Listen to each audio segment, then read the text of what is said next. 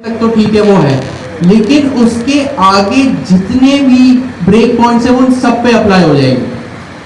अब यूं इसको आसान लफ्जों में याद रखिए कि आपके जो ब्रेक पॉइंट्स होते हैं वो असेंडिंग ऑर्डर में चलते हैं। किस तरह चलते हैं? Ascending order. असेंडिंग ऑर्डर क्या होता है? छोटे से बड़ा, एसएम, एसएम से बड़ा एमडी, एमडी से बड़ा एलजी, और आगे जो भी है एक्सेल टू एक्सेल। ठीक है, ये जो भी है, तो ये क्या होगा? असेंडिंग ऑर्डर में चलेगा। यानी मोबाइल पे अगर आपने कोई क्लास अप्लाई की और आपको टैबलेट पे वो चीज नहीं चाहिए, एसएम पे अप्लाई की, एमडी पे नहीं चाहिए, तो आपको क्या करना पड़ेगा? एक ब्रेक पॉइंट और लगाना पड़ेगा जो स्टाइल, जो लेआउट आपको एमडी के लिए चाहिए। अगर आप नहीं लगाएंगे तो वो आगे भी अप्लाई होता चला जाएगा। ये चीज अपने बराबर वाले से डिस्कस करें, कोई सवाल है तो पूछो। हो जाएगी एलजी पे भी हो जाएगी, बातें बंद, सारा फोकस है यहाँ पे। सही है। अब अगर मुझे एमडी ब्रेक पॉइंट पे, मीडियम ब्रेक पॉइंट के लिए अगर एक डिफरेंट कलर चाहिए, अगर ग्रीन नहीं चाहिए, तो मुझे एमडी का एक नया ब्रेक पॉइंट यहां इंट्रोड्यूस करना पड़ेगा इसी क्लास में। सर एमडी लगा कर दिखाएगा।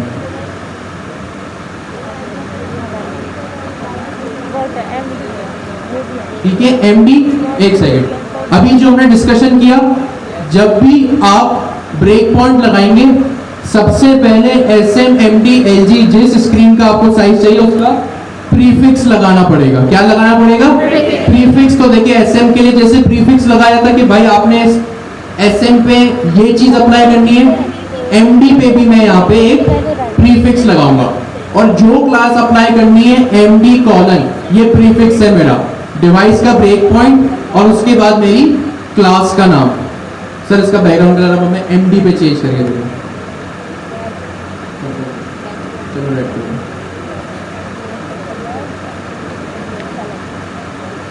देखिए अब यहाँ पे क्या हो रहा है? मैंने सबसे पहले एसएम लिखा कि भाई जब मेरा ब्रेक पॉइंट एसएम हो यानी स्मॉल हो तो मुझे बीजी कलर मिले। लेकिन जैसे एमडी पे पहुंचे, सर एमडी पे होवर करें, एमडी क्लास पे होवर करें, देखें इसको बहुत जूम करें, जूम जूम।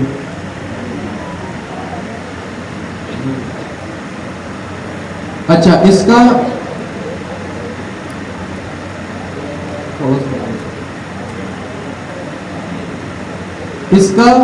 आपको मिनिमम विड्थ क्या दिख रही है? 768, जो भी हमें डॉक्यूमेंटेशन में देगी। सही है। तो इसके पीछे जैसे ही हमने एमडी लगाया, टेलविंड सीएसएस को मेरा ये मैसेज कन्वे हो गया कि भैया इसके बाद जो क्लास अप्लाई होगी वो सिर्फ एमडी पे होगी। अब इसका आउटपुट दिखाएं सर।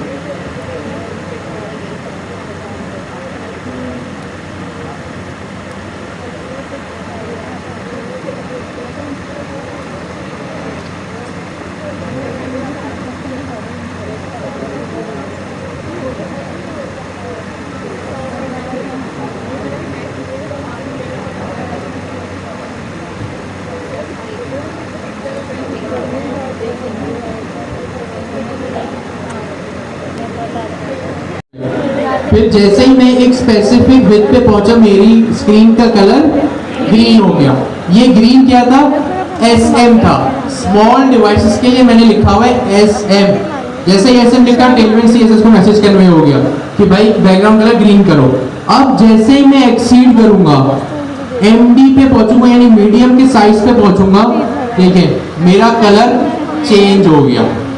सही है। तो ये ब्रेक पॉइंट्स पे फोकस करें कि भाई मैं जब एसएम पे था जो कि 640 से 767 तक था, तो क्या हुआ? ग्रीन था। लेकिन जब मुझे मीडियम के लिए डिफरेंट कलर चाहिए तो मैंने एक और क्लास लिखी और उसको क्या किया, मैंने कहा भाई आपने रेड कलर का होना है। तो अभी हमने पहले सिर्फ थ्योरी देखी और अब हमने इसका प्रैक्टिकल इंप्लीमेंटेशन भी करके देख लिया कि भाई ये असेंडिंग ऑर्डर में चलता है, एसएम पे अप्लाई करोगे तो एमडी एलजी पे भी हो जाएगा। अब एक सवाल पूछ रहा हूं, पहले अपने आप को जवाब दें, थोड़ा सोच के देखें। मैंने MD पे लिखा कि भाई आपका कलर 700 होना चाहिए। किस पे लिखा? MD पे लिखा आपका कलर 700 होना चाहिए। अब अगर मैं LG पे जाऊंगा, मेरा बैकग्राउंड कलर स्क्रीन का क्या होगा? रेड क्यों होगा? हैंड रेस करके एक करके कोई बताए, क्या बताए? सही है। तो MD की वजह से वो LG को बता दे। ठीक है, यहाँ से कोई बताए? एक सेकंड, यहाँ से कोई बताए? हैंड रेस कर दिया। सही बताए गलत बताए डजंट मैटर। ठीक,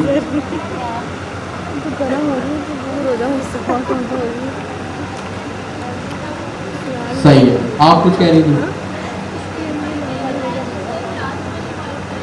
सही है। और कोई यहाँ से इनपुट देगा अपना इस तरफ से? सही दे गलत दे? नहीं, चले आप बताएं सर।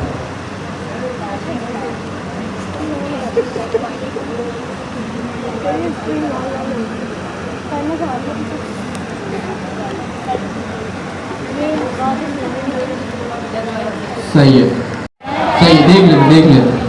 तो मैंने अप्लाई किया कि भाई आप मीडियम पर हो, आप मीडियम पर हो, और मीडियम पे तो हम रेड है, यानी मीडियम क्या चीज़ है भाई? 768 से 1023 तक, ये मीडियम है। अब अगर मैं 1023 से एक्सीड करूंगा तो मेरे पास दो इनपुट आए आप लोगों की तरफ से कि भाई या तो रेड होगा या ऑरेंज होगा। अब हम टेलमेंट से पूछते हैं, वो टेलमेंट क्या कह रहा है? रेड 1023 कितना ही हमारा इंस्पेक्टर एलिमेंट बोल रहे हो गया ना? क्या था? सही है। तो मेरे पास जो विद आ रही है, जो कलर आ रहा है, वो रेड आ रहा है। क्या आ रहा है? रेड आ रहा है। क्यों? Ascending order. भाई SM पे जब मैं अप्लाई कर रहा था तो वो MD LG पे भी अप्लाई हो रहा था।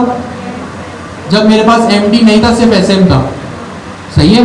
अब जब मैंने SM लिख लिया, SM के पास अपना ग्रीन कलर है, MD के पास अपना रेड कलर है। अब ऐसा वही चीज आगे भी अप्लाई हो जाया करेगी। MD के बाद अगर कोई ब्रेक पॉइंट नहीं लगाना तो वो क्या करेगी? उसके बाद भी अप्लाई करती रहेगी। इसका एक थोड़ा सा टेक्निकल और लॉजिकल एक्सप्लेनेशन भी सुन लीजिए अगर कंफ्यूजन है तो। टेलमेंट की डॉक्यूमेंटेशन, स्क्रीन साइजेस, थोड़ा सा इसको बिल्कुल जूम करते कि सबको नजर आए, और जूम करें, और थोड़ा सा नीचे, बस। यहां पे क्या लिखा है? Minimum width. क्या लिखा है? Minimum width. मिनिमम का मतलब उर्दू में क्या है? कम से कम। ऐसा ही है।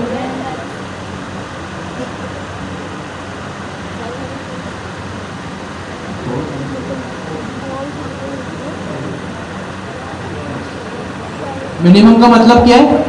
कम से कम। अब हमने क्या डिस्कस किया भाई कि एक ब्रेक पॉइंट अगर लिखा होगा तो वो अगले ब्रेक पॉइंट पे भी अप्लाई हो जाएगा। मैंने लिखा MD कि भैया जब आप MD पर हो तो क्या हो? 768 से लेके 1023 तक हो। अब आप मुझे एक बात बताएं, जब मिनिमम विड्थ, जब मेरी एक्चुअल विड्थ, गौर से सुने इसको, टेक्निकल है थोड़ा, जब मेरी एक्चुअल विड्थ अगर फॉर एग्जांपल 1250 है, क्या है? 1250, तो जब एक्चुअल विड्थ 1250 है तो क्या उस डिवाइस की कम से कम विड्थ 768 है? हाँ या ना? सोच ले थोड़ा। भाई कम से कम का क्या मतलब है? सॉरी, मिनिमम का क्या मतलब है? कम से कम। भाई कम से कम मेरी डिवाइस की विड्थ इतनी हो या इससे ज्यादा हो। मैं आपसे बोलूं भाई कम से कम 10 बार होमवर्क करके आना, कम से कम। यानी आपने 10 बार तो करना है, आप चाहे 20 बार कर ले, 50 बार कर ले। वैसे स्टूडेंट्स तो एक बार भी नहीं करते, ठीक है? तो कम से कम जब भाई एक्चुअल विड्थ 1350 या 1250 है तो मिनिमम विड्थ तो अप्लाई हो रही है ना उस पर। तो इसीलिए अगर फर्दर ब्रेक पॉइंट्स में भी चीज मेरी पहुंच रही है ना, क्योंकि यहाँ मिनिमम विड्थ लिखा हुआ है तो वो उस पर भी अप्लाई हो रहा है। तो ये इस चीज का कॉन्सेप्ट है। तो इसीलिए जब मैं SM में था और आगे कुछ ब्रेक पॉइंट्स नहीं लगे हुए थे तो वो उसमें भी अप्लाई हो रहा था। और जब अभी भी यही सीन है, एमडी पे जब मैं पहुंचा, मिनिमम विद मेरी क्या है 768, क्या है 768। अगर 1250 पे मैं जा रहा हूं तो भाई मिनिमम विद जो मेरी कंडीशन है 768 की वो तो ट्रू ही है ना, तो इसीलिए वो 1250 वाली पे भी अप्लाई हो रहा है। अगर मिनिमम की जगह मैक्सिमम होता ना, कि मैं कहूं भाई आपसे मैक्सिमम 10 बार होमवर्क करना है, मैक्सिमम, इट मींस आप 10 बार करेंगे, 10 के बाद 11वीं मर्तबा नहीं करेंगे, तो ये अप्लाई हो रहा है। यहाँ पे मेरे पास मिनिमम विद है तो मैं मिनिमम विद पे खेल रहा हूँ, इसीलिए आगे चीज पे भी वो अप्लाई हो रहा है। यहाँ तक किसी का कोई सवाल है? सही है। हाउस सिंध, और कहाँ पे लिखा था? डेस्कटॉप की साइज पे। तो जब हम पीछे जा रहे थे लार्ज डिवाइस पे, मीडियम डिवाइस पे और स्मॉल डिवाइस पर, हम क्या करते हैं, सबसे पहले इसी डिव के अंदर बैकग्राउंड कलर रहने देते हैं हम लोग, और हमें पता चलेगा ताकि कि हम लोगों ने कौन से ब्रेक पॉइंट में हिट किया है। ठीक है, अब मैं यहाँ पर लिखता हूँ एक अदद H1 के अंदर वही चीज लिखूंगा, गवर्नर हाउस सिंध। ठीक है, अब ये हमारे पास आउटपुट आ गया, लेकिन मैं चाहता हूँ ये जो है ना मोबाइल डिवाइस पर भी थोड़ा सा साइज इसकी बड़ी लगे। तो इस टेक्स्ट की साइज को इंक्रीज करने के लिए मैं क्या लिखूँ? आवाज ही नहीं आ रही, फॉन्ट साइज नहीं होती, टेक्स्ट होता है, क्योंकि हम लोग टेलवेट CSS यूज कर रहे हैं। तो टेलवेट के अंदर किसी टेक्स्ट की साइज को हम लोग किस तरह से लिखते हैं?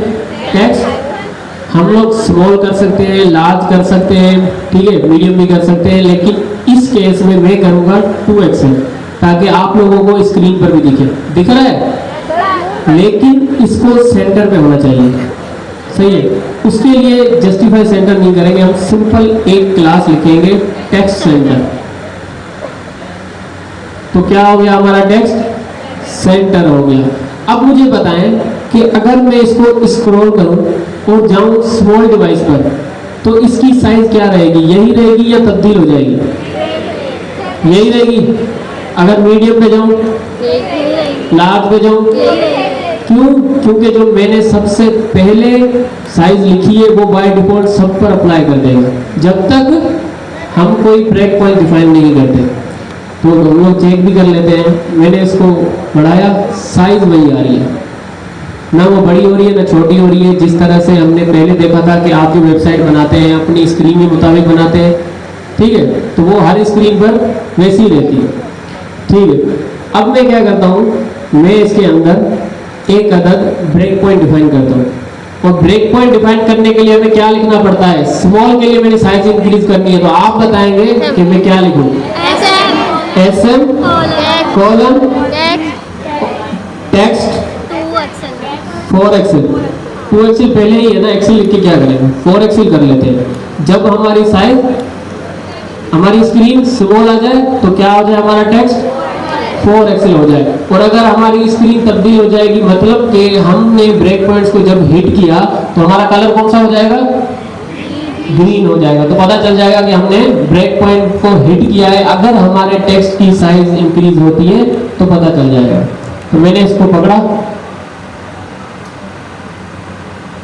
और हो गई साइज इंक्रीज, हो रही है।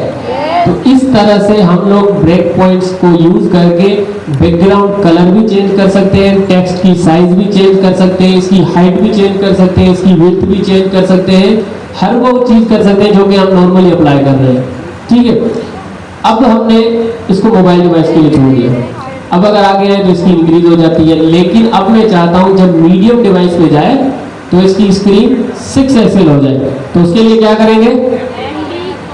यहाँ पर लिखेंगे MD कोलन टेक्स्ट 6XL।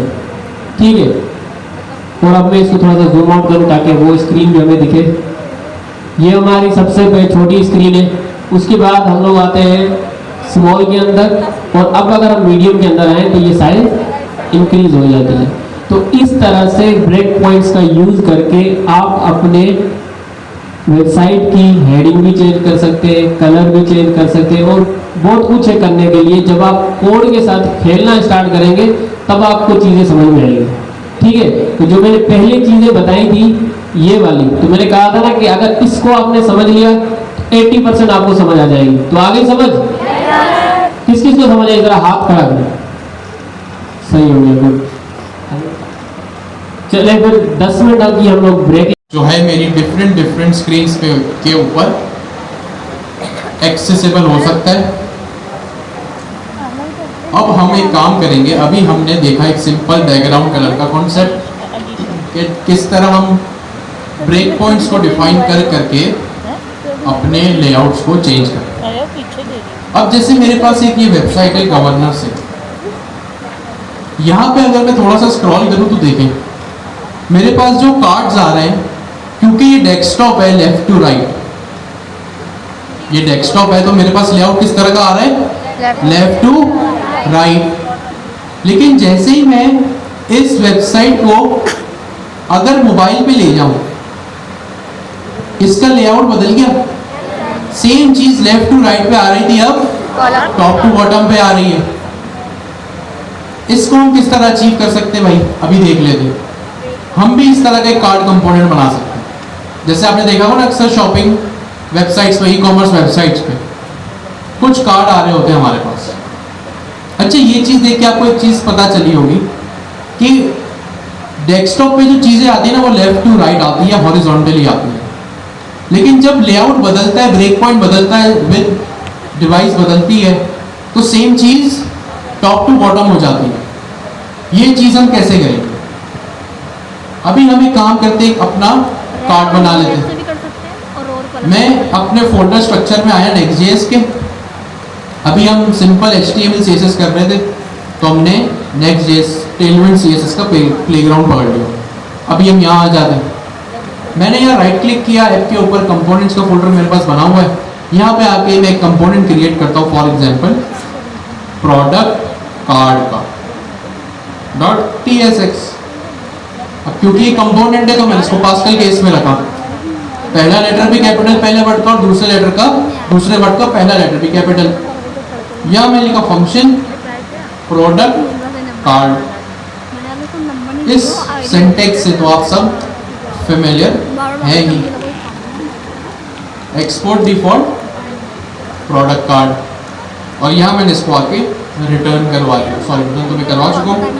इसको आके जो है वो मैंने यहाँ पे H1 लिख लिया और मैंने लिख लिया प्रोडक्ट कार्ड। यहाँ पे मैं आता हूँ, इसको रेंडर भी करा देता हूँ page.tsx में। मैंने लिखा प्रोडक्ट कार्ड और उसको ऊपर इंपोर्ट भी मैंने कर दिया। इसमें कुछ रॉकेट साइंस नहीं है, ये आप काम बहुत दफा कर चुके हैं। अब मैं आता हूँ, क्या मुझे ये चीज़ दिख भी रही है? मैं इसको वेरीफाई करता हूँ। लोकल होस्ट 3000 पे आया, मैंने इसको रिफ्रेश तो देखिए प्रोडक्ट कार्ड मुझे नजर आ रहा है। इट मीन्स कंपोनेंट मेरा सही से बन गया। अब मैं यहाँ आता हूँ, सबसे पहले लगाता हूँ यहाँ पे एक डिव, क्योंकि जब भी आपको Next.js के React के कंपोनेंट में मल्टीपल HTML एलिमेंट्स लिखने होते हैं ना, मल्टीपल HTML एलिमेंट्स लिखने होते हैं, तो आपको एक पेरेंट एलिमेंट लगाना पड़ता है, वरना वो आपको एरर दे देगा कि भाई मेरा कोई पेरेंट एलिमेंट नहीं है, मुझे एक पेरेंट एलिमेंट दो। और ज़्यादातर केसेस में वो डिव ही होता है, तो मैंने यहाँ पे डिव लिख लिया। इसके बाद मैं अपना बनाता हूँ एक कार्ड कंपोनेंट। कार्ड कंपोनेंट हम कुछ इस तरह बनाएंगे कि सबसे पहले मैं यहाँ पे इस तरह, ये मेरा वेब पेज है। याद है मैंने लास्ट टाइम कहा था भाई जब भी बैठना पेन पेपर लेके बैठना। इसको मैंने इस तरह से पेन पेपर, आप समझ लें ये मेरा पेन पेपर, एक मेरा ही वेब पेज मैंने बना लिया। मैंने यहाँ पे वेब पेज पे मेरा लेआउट इस तरह होना चाहिए कि एक रो में मेरे पास 3 कार्ड्स हों इस तरह। गलत कर दिया। मेरे पास इस तरह के 3 कार्ड्स हों। सबसे पहले उसमें एक इमेज है, इमेज के बाद प्रोडक्ट का नाम है, और प्रोडक्ट के नाम के बाद उसकी प्राइस है,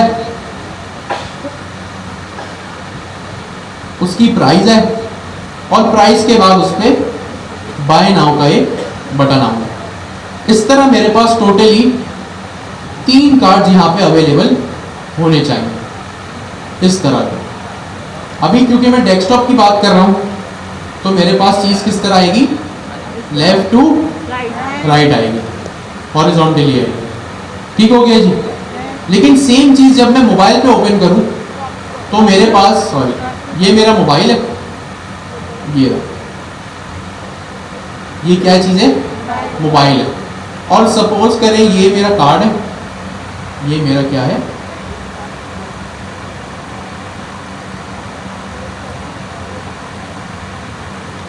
ये मेरा कार्ड है।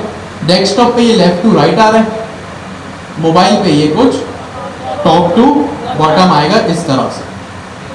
ठीक है, अभी फिलहाल एक ही कार्ड बनाए, 3 हम बना के देखेंगे। सबसे पहले मेरा क्या माइलस्टोन है कि मैं इसको डेस्कटॉप के लिए डिज़ाइन करूं। तो डेस्कटॉप के लिए डिज़ाइन करने के लिए सबसे पहले मेरे पास क्या चीज़ है, एक मुझे इमेज लगानी है। क्या लगानी है, एक इमेज लगानी है मेरे प्रोडक्ट की।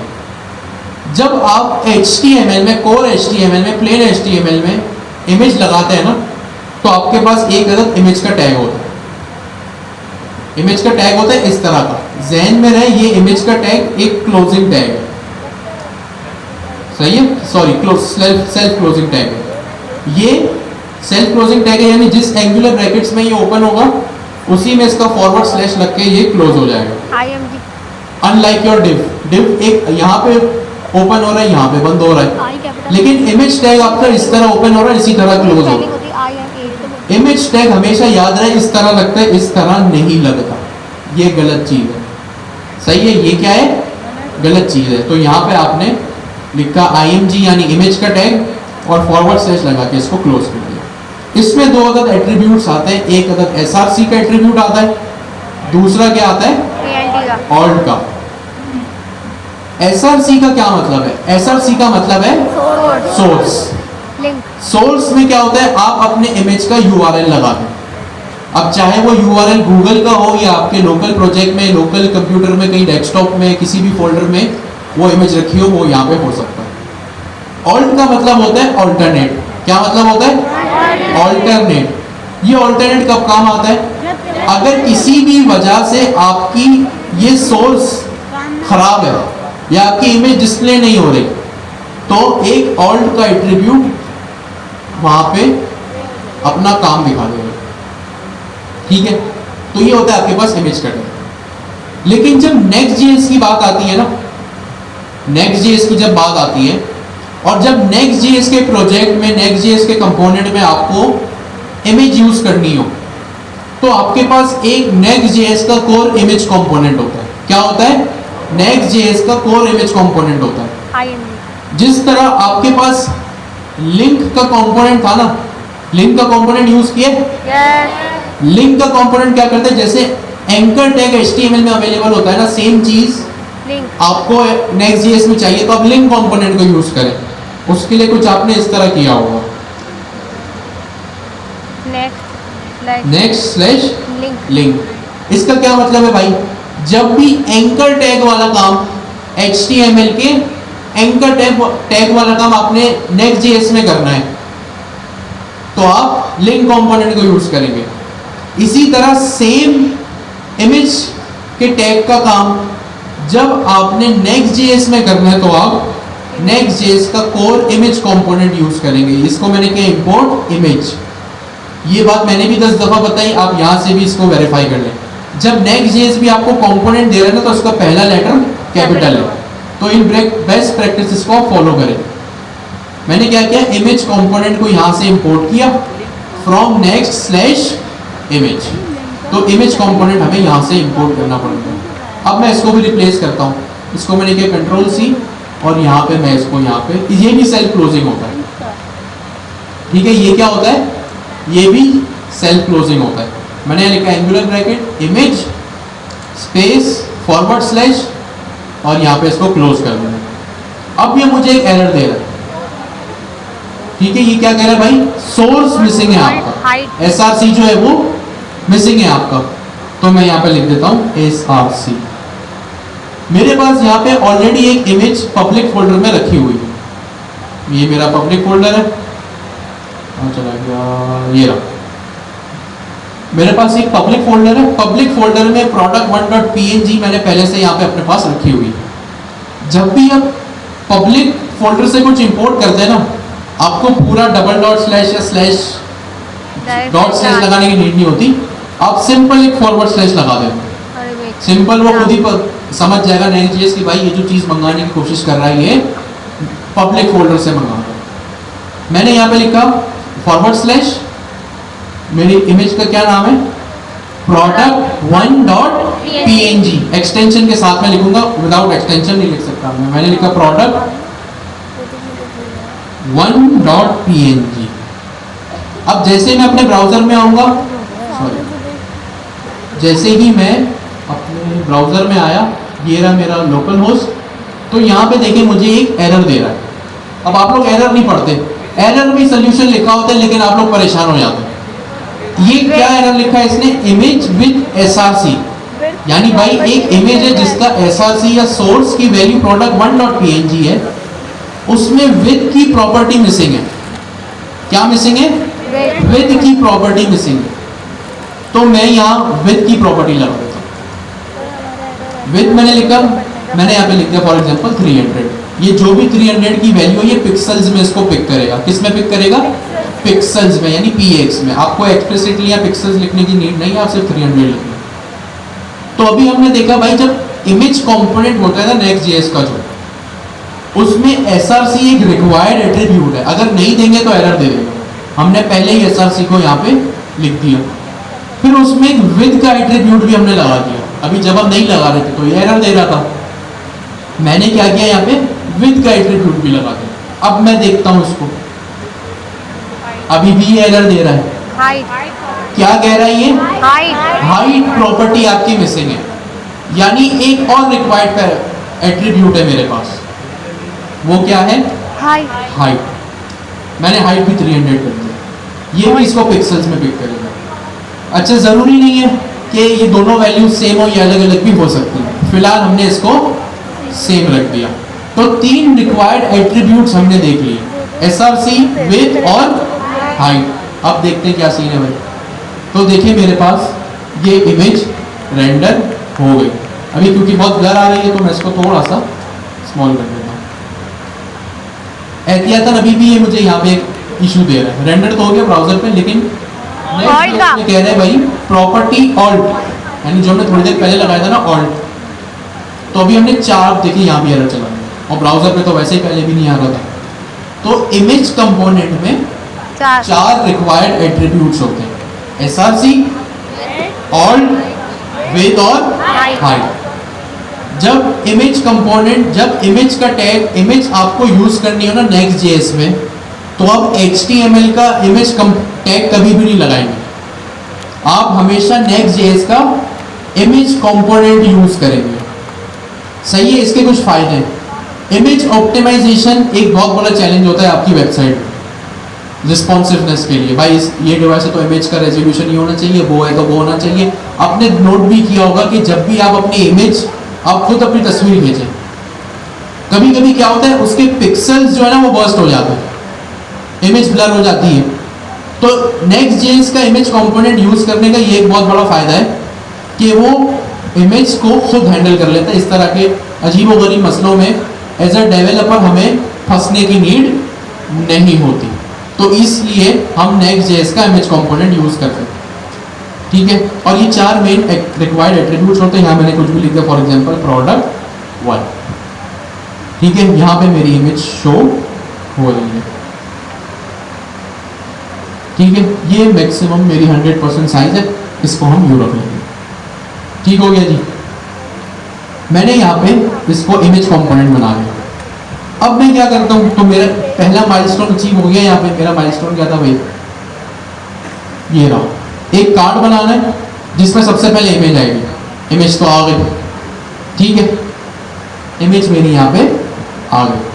अब मैं क्या करता हूँ, इमेज के बाद मेरे पास क्या माइलस्टोन है, मैं प्रोडक्ट का अपने नाम लिखूं। प्रोडक्ट का नाम मैंने सिंपली लिख लिया यहाँ पे, फॉर एग्जांपल मैं नाम आ रहा है। अच्छा, जब भी आपको कोई प्रॉब्लम स्टेटमेंट मिले ना, उसको स्टेप्स में तोड़ा करें। जैसे मेरे पास यहाँ पे प्रॉब्लम स्टेटमेंट आया, मुझे 3 कार्ड बनाने, मैंने उनको छोटे छोटे स्टेप्स में तोड़ा, डिवाइड किया कि भाई सबसे पहले कार्ड बनेगा, कार्ड के अंदर भी सबसे पहली चीज़ इमेज बनेगी, तो मैंने इमेज लगा ली, इमेज बन गई। इमेज के बाद मेरे पास फिर प्रोडक्ट नेम आया, तो मैंने प्रोडक्ट नेम लिख लिया यहाँ पे, ठीक हो गया। इसके बाद मैं यहाँ पे इसको थोड़ा सा स्टाइल भी कर देता हूँ। यहाँ पे मैंने आया और यहाँ पे सबसे पहले मैंने और मजीद एक डिव बना दी, एक पेरेंट डिव थी मेरे पास और एक ये कार्ड की डिव है मेरे पास, और यहाँ पे जब कार्ड में सब आएगा तो यहाँ पे इसको मैंने क्लोज कर दिया, ठीक है। यहाँ पे मैंने क्लास नेम लिखी, for example class name, height कुछ भी ले लेगा, इसकी विड्थ भाई होगी आपके पास विद डैश। अच्छा, इसकी विड्थ मैं किस तरह डिफाइन कर सकता हूँ, मुझे हमने लास्ट टाइम पढ़ा था कि एक वेब पेज में 12 कॉलम्स होते हैं, एक वेब पेज 12 कॉलम्स में डिवाइडेड होता है। मेरे पास इस वक्त क्या आ रहा है, 3 कार्ड है। कितने कार्ड है? 3 कार्ड है। मैं चाह रहा हूँ इनको मैं विद दे दूँ, तो मैं उस चीज़ को जहन में रखते हुए विद असाइन कर दूंगा, सही है। मुझे इस वक्त इनको विद देनी है, फॉर एग्जाम्पल विद डैश 3/12। आप 4 भी दे सकते हैं, मुझे 3 चाहिए, मैंने यहाँ पे 3 लिख दिया, ठीक है। मैंने यहाँ 3 लिखा, इसके बाद मैंने यहाँ पे एक बॉर्डर लगाया, ठीक है। कुछ भी नहीं है, मुझे बॉर्डर देना, मैंने दे दिया, आपने मत देना, मत दीजिए, आपको शायद विजिबल ना हो क्योंकि स्क्रीन भी वाइट है, बॉर्डर भी वाइट है, मुझे यहाँ पे नजर आता है। मैं बॉर्डर को कलर दे देता हूँ, बॉर्डर नाम आ गया, ठीक है। मुझे चाहिए भाई ये जो मेरे प्रोडक्ट का नाम आ रहा है, ये पेन पेपर में मैंने किस तरह बनाया था, इस तरह बनाया था, यानी सेंटर है, ठीक है। तो मैं इसको कर देता हूँ भैया सेंटर। किसको सेंटर करना है? प्रोडक्ट के नाम को करना है। पी में मैं आया, मैंने लिखा क्लास नेम। जब भी चीज को सेंटर करना हो, मेरे पास एक टेलमेंट सीएसएस में क्लास होती है, टेक्स्ट डैश सेंटर। इसकी सीएसएस देखने के लिए मैं क्या करूंगा, इसका अपना माउस, अपना कर्सर इस क्लास के नाम पे ले जाऊंगा। जैसे ही मैं यहाँ पे आया, ये मेरा कर्सर है, आपको यहाँ दिख रहा होगा, ठीक है, ये रहा। मैं इसको यहाँ पे लाया, देखें ये सीएसएस की इस पे क्लास अप्लाई होगी, टेक्स्ट अलाइन सेंटर। होपफुली अगर कुछ गलती नहीं की होगी तो ये बीच में आ गया होगा, सही है। ये क्या हुआ, मिडिल में आ गया, दूसरा माइलस्टोन भी अचीव हो गया। इसके बाद मुझे थोड़ी सी इसको स्पेस भी करनी है, मैं इसको py-2 दे देता हूँ। p का क्या मतलब होता है? पैडिंग। y का क्या मतलब होता है? y एक्सिस का क्या मतलब होता है? Top to bottom. पक्की बात है, देख लेते हैं। तो देखिए थोड़ा सा स्पेस इसको मिल गया, दूसरी चीज अचीव हो गई। तीसरी चीज क्या थी भाई, ये क्यों बनाया मैंने, मैं खुद भूल गया। प्राइस के लिए, अच्छा हाँ, प्राइस के लिए बनाया। हाँ, अब इसकी प्राइस दे देते, सिंपल पी लिखा मैंने, प्राइस में मैंने लिख दिया RS फॉर एग्जाम्पल 5000। बहुत महंगा है, कितना रखे भाई, 500 कर देते, चलो। सेम चीज मुझे इस पे भी करनी है, मुझे इसको सेंटर करना है, मैंने इसको टेक्स्ट डैश सेंटर कर दिया, ठीक है। जो ऊपर लिखा है वो नीचे आगे करते हैं, इस तरह इस पे अप्लाई हो गया, ठीक है। इमेज आ गई, प्रोडक्ट का नाम आ गया, प्रोडक्ट की प्राइस आ गई। इसके बाद बाय नाउ का बटन, ठीक है, ये क्यों लग गया, ठीक है, हो गया। फिर बाय नाउ का बटन, बटन के लिए मेरे पास बटन का टैग होता है, इस यहाँ पे मैंने लिख दिया बाय नाउ, ठीक है क्या जी, ये मेरे पास बाय नाउ आ गया। लेकिन एक सवाल है, बाय नाउ इस तरह क्यों आ रहा है भाई? बटन तो जब आपने देखा होगा, अपने पास एक बैकग्राउंड कलर लेके आते हैं, अपने पास एक बॉर्डर लेके आते हैं, इस तरह क्यों आ रहा है? टेलमेंट सीएसएस बाय डिफॉल्ट क्या करती है, HTML के जितने भी आपके स्टाइल्स होते हैं ना, जो HTML टैग भी कुछ स्टाइल्स लेके आते हैं अपने, उसको ओवरराइड कर देती है। ओवरराइड मतलब हटा देती है। टेलमेंट बोलता है आपकी कोई नीड नहीं है, जो स्टाइल चाहिए मुझसे ले। तो इसीलिए मेरा बटन इस तरह का दिख रहा है। मैंने इसको भी क्या किया, क्लास नेम दिया, इसको मैं बटन भी तो बना दूँ। मैंने इसको लिखा BG डैश ब्लू डैश 600। अभी देख लेते क्या रिजल्ट आया। बैकग्राउंड बैकग्राउंड कलर चेंज हो गया इसका। टेक्स्ट भी वाइट कर देता हूँ, मैंने लिखा text dash white. Text white भी हो गया इसका, होपफुली हो गया। अब चिपक के आ रहा है। बॉटम मुझे इसको पैडिंग देनी चाहिए, मार्जिन देना चाहिए। भाई बाय नाउ का जो ये टेक्स्ट है ये बटन से बिल्कुल चिपका हुआ आ रहा बॉटम पे है। देंगे ना, पैडिंग दूं मार्जिन दूं? मार्जिन 0। मैं बटन के अंदर के स्पेसिंग की बात कर रहा हूँ। पैडिंग आना चाहिए। अभी देख लेते अगर पूरा बटन हैं। ला मैं देना तो PY मार्जिन- करता हूँ भाई, आपका PY जो है वो 10 होना चाहिए। नहीं, PY बहुत ज़्यादा हो गया। PY आपका 4 होना चाहिए। PX आपका 2। 10 होना चाहिए। देख लेते हैं क्या रिजल्ट आया। ये बहुत ज़्यादा हो गया। PX मैंने कहा भाई आपका 8 है, ये भी बहुत ज़्यादा है। PY इसका 2 कर देते हैं, ठीक है। PX या PY इसका रिमूव भी कर देते हैं, PY डैश 1 कर देते हैं इसका, ठीक है। अभी कुछ बेहतर है, लेकिन अभी बटन जो है ना बिल्कुल लेफ्ट में आ रहा है। इसको मैं काम करता हूँ, इसकी जो ये पॉइंटेड साइड है ना, सॉरी अभी मैं इसको 100% पे ले, अच्छा सॉरी मैं भूल गया, मेरी स्क्रीन जो है वो बिल्कुल जूम पर है, ठीक है। अब ये मेरी स्क्रीन 100% पर है। इसकी ये जो बटन है ना ये बिल्कुल लेफ्ट से चिपक के आ रहा है। मैं चाह रहा हूँ ये भी जो है वो सेंटर में है, तो इसके लिए मैं इसको फ्लेक्स से कैसे करूँ? Justify centre, second। Justify centre. Picture भी लेफ्ट पे आ रही है, हाँ फिलहाल बटन को डील करते हैं। मुझे इसका बटन बिल्कुल लेफ्ट पे आ रहा है, मैं चाह रहा हूँ इसको फ्लेक्स से करूँ, जस्टिफाई आइटम सेंटर, जबरदस्त। तो मैं काम करता हूँ यहाँ पे एक डिव भी बना लेता हूँ ताकि ये इसका पेरेंट हो। सेंटर में आता है। यहाँ पे मैंने लिखा क्लास नेम, लेके क्या होता फ्लेक्स की क्लास लगाई, यहाँ पे सीधा मैंने लिख लिया जस्टिफाई सेंटर। देखते हैं, हाँ, आइटम सेंटर। ये मेरा बटन भी बीच में आ गया, सही है। अब मैं एक काम करता हूँ, अपनी इमेज को भी मुझे बीच में लाना। एक काम करता हूँ, सबसे पहले बटन को हम डील करते हैं। बटन की जो ये कॉर्नर्स है ना ये बिल्कुल पॉइंटेड आ रहा है, मुझे इसको थोड़ा सर्कल करना है। राउंडेड। इसके लिए मैं क्या कर सकता हूँ, मेरे पास CSS में क्लास होती है बॉर्डर रेडियस की। अगर मैं टेलविंड में चाहूँ तो मेरे पास एक क्लास होती है बॉर्डर रेडियस को डील करने के लिए, राउंडेड। जैसे ही मैं राउंडेड लिखता हूँ देखिए मेरे पास कुछ ऑप्शंस हैं, SM, MD, NG, Excel 2 से 3 Excel, सही है। मैं इसको काम करता हूँ फिलहाल Excel कर देता हूँ। जैसे ही मैंने राउंडेड Excel किया मेरे बटन पे, तो मेरा बटन कुछ इस तरह का हो गया। इस तरह का बुरा लग रहा है भाई, मैं SM कर देता हूँ। आपने बिल्कुल हल्का जो है वो रखना है। मैं इसको 100% पे ले जाता हूँ। मेरे इमेज के साथ भी फिलहाल मसला आ रहा है, तो मैं काम करता हूँ सेम चीज़ जो मैंने बटन के साथ की है वो मैं इमेज के साथ भी कर देता हूँ। ये तो सिंपल टेलविंड CSS थी, इसमें कोई जो है वो रॉकेट साइंस नहीं था। मैंने कहा ये आपके सामने डिज़ाइन किया जाए ताकि आपको समझ आए कि चीज़ें वो किस तरह की, ठीक है। देखते हैं, होपफुली मेरी इमेज भी जो है वो सेंटर में आ गई। और लेकिन इसमें प्राइस में और बटन में स्पेस नहीं है, तो मैं काम करता हूँ पैडिंग इस पर भी अप्लाई कर देता हूँ अपने PY-2, ठीक है। इसमें भी स्पेस आ गया, लेकिन अब बटन भी चिपक के आ रहा है। मुझे बटन के बाहर स्पेस करना है, क्या करूँ? मार्जिन। अब या तो मैं बटन को दे दूँ या डिफ को दे दूँ। मैं लिखा MY-2, सही है। M/2 कर दिया, थोड़ा कम स्पेस है, मैंने इसको 5 कर दिया। तो देखिए ये इस तरह से डिव आ गई, ठीक है। अब आप इसमें चाहे मैंने सिंपल सा बनाया क्योंकि अभी हमारा फोकस ये नहीं है, आप इसको चाहे जितना फैंसी कर सकते हैं, ठीक है। इस वक्त सिंपल मैंने एक कार्ड इस तरह का बना लिया। अब आप जितना इसको फैंसी कर सकते हैं कर लें।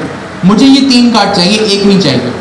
मैं क्या करता हूँ सिंपली, क्योंकि अभी मैं यहाँ पर हूँ, मेरा जो ये कार्ड है मैं इसको कॉपी करता हूँ, नहीं ये यहाँ से कार्ड शुरू हो रहा है, मैं इसको मैं फॉर्मेट करूँ, सही है। इसको मैंने यहाँ से कॉपी किया, कार्ड पहले कार्ड को कॉपी किया, दूसरी बार कर लिया, यहाँ पे इसको तीसरी बार पेस्ट कर लिया, तो टोटल मेरे पास 3 कार्ड्स हो गए यहाँ पे। ठीक हो गया, यहाँ मैं लिख भी देता हूँ प्रोडक्ट 2, प्रोडक्ट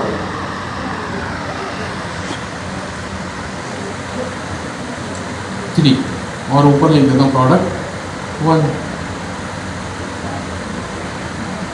ठीक हो गया जी, 3 प्रोडक्ट मेरे पास बन गए। यहाँ पे मैं आया 3 प्रोडक्ट्स मेरे पास मुझे इस तरह से दिख रहे हैं। यहाँ तक तो किसी का कोई सवाल है भी तो पूछ लो, होना तो नहीं चाहिए, खैर है तो पूछ लीजिए। कोड आपको मिल जाएगा, कॉन्सेप्ट की बात करो।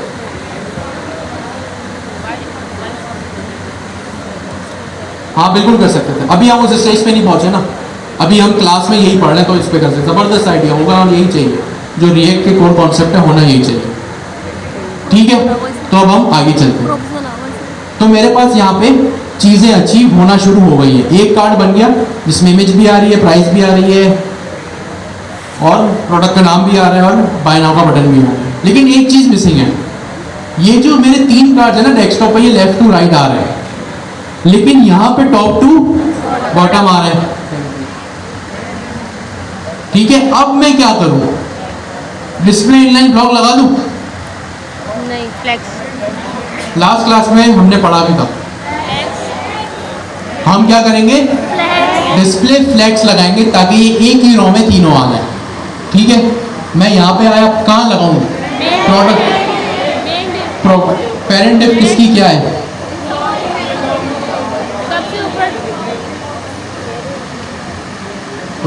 पेरेंट डिफ क्या है, प्रोडक्ट 1 है, प्रोडक्ट 2 है और मेरे पास प्रोडक्ट 3 है। ये 3 डिव्स मेरे पास आ रही हैं, ये तीनों की 3 डिव्स इस एक मेन डिव में समाई हुई है। जो लाइन नंबर 4 पे मेरे पास आ रही है, ये एक डिव है, इस डिव के अंदर 3 अलग अलग प्रोडक्ट्स के डिव्स आ रहे हैं। तो पेरेंट डिव कौन सी हुई, लाइन नंबर 4 वाली। यहाँ पे मैंने लिखा क्लास नेम, आप लोगों ने कहा मुझे नहीं पता, मैंने यहाँ फ्लेक्स लगा दिया। जैसे ही मैंने फ्लेक्स लगाया, बकौल आप लोगों के ये एक लाइन में आ जाना चाहिए, देख लेते हैं। तो ये एक लाइन में मेरे पास आ गया। ठीक है, अभी भी ये चिपक के आ रहा है, मुझे इनके बीच में स्पेसिंग चाहिए, तो क्या करूं, मार्जिन लगा दूं, पैडिंग लगा दूं, नहीं, या फ्लेक्स की ही कोई क्लास है, गैप लगा दूं, गैप भी लगा सकते हैं। Space between. मेरे पास जब एक फ्लेक्स इस तरह की कोई सिचुएशन अगर होती है ना भाई, तो हमारे पास कुछ क्लासेस मौजूद हैं फ्लेक्स की ही, जो होती है जस्टिफाई की। अभी हमने जस्टिफाई सेंटर अप्लाई किया तो बटन सेंटर पे आ गया था ना, इसी तरह मेरे पास एक चीज़ होती है यहाँ पे जो कि पेरेंट डिव पे अप्लाई होगी। फ्लेक्स की क्लासेस हमेशा पेरेंट पे अप्लाई होती है। तो मैंने यहाँ लिख दिया space justify dash between. Between का मतलब है बीच से स्पेस आएगा, अराउंड का मतलब है अराउंड से भी स्पेस आएगा। तो देखिए मेरे पास यहाँ पे स्पेस आ गया, बिटवीन से स्पेस आ गया, अराउंड लगाऊंगा तो अराउंड से स्पेस आ जाएगा। किस तरह से, पहले यहाँ से चिपक गया तब यहाँ से भी आ गया। तो ये डेस्कटॉप पे तो लेआउट अचीव हो गया। अजान हो रही है, 2 मिनट का ब्रेक लेते फिर शुरू हो गया। अब मेरा जो